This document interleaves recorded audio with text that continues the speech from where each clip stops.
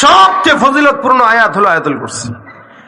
আল্লাহ রাসূল সাল্লাল্লাহু আলাইহি ওয়াসাল্লাম অন্য হাদিসে বলেন, আয়াতুল কুরসিটা এত ফজিলতপূর্ণ আয়াত, কোরআনের সবচাইতে বড় চূড়া, সূরা নয়, কোরআনের সবচেয়ে বড় উঁচু চূড়া যেটা আল্লাহ রাসূল সাল্লাল্লাহু আলাইহি ওয়াসাল্লাম বলেন সেটা হলো সূরাতুল বাকারা।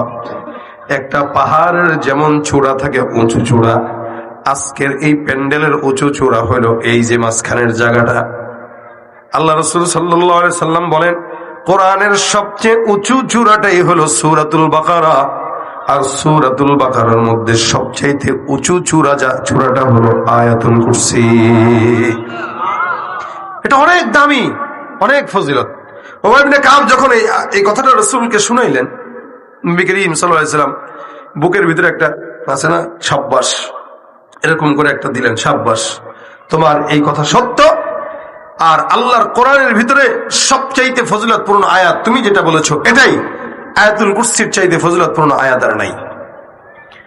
আল্লাহর নবী অন্য হাদিসের ভিতরে বর্ণনা করেন আয়াতুল কুরসি এমন একটা আয়াত যে আয়াতের ভিতরে আল্লাহ পাক রব্বুল আলামিন যে আয়াতকে আল্লাহ পাক একটা জিহ্বা দিয়েছেন। সুবহানাল্লাহ।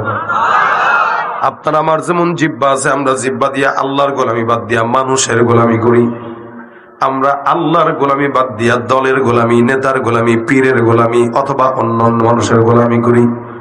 আয়াতুল কুরসি এমন একটা আয়াত, আল্লাহ পাক আয়াতুল কুরসিকে জিহ্বা দিয়েছেন, ঠোঁটও দিয়েছেন, যার কারণে আল্লাহ পাকের আরশের নিচে বসে বসে আল্লাহর জিকির আদায় করে।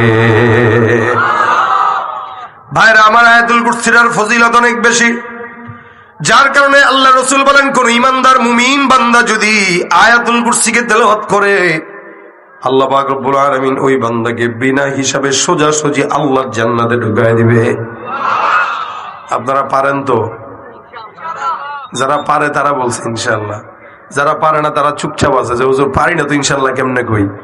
শেখার ইচ্ছা আছে? এখন সবাই বলেন ইচ্ছা আছে?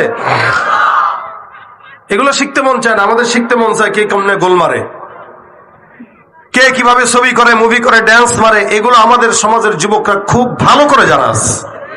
কিন্তু 10 জন সাহাবী না, 4 জন সাহাবীর নাম বলেন পেছ লাগাই দিবে। এমন এমন মুসলমান আছে যেগুলো যদি প্রশ্ন করা হয় ভাই ফজরের নামাজ কয় রাকাত, দেখবেন বলতে পারবে না। সেদিন ইউটিউবে একটা ভিডিও দেখলাম, একজনকে প্রশ্ন করছে ফজরের রাকাত কয় রাকাত পড়েন, ফজরের নামাজ কয় রাকাত শিখছিলাম তো ভুলে গেছি।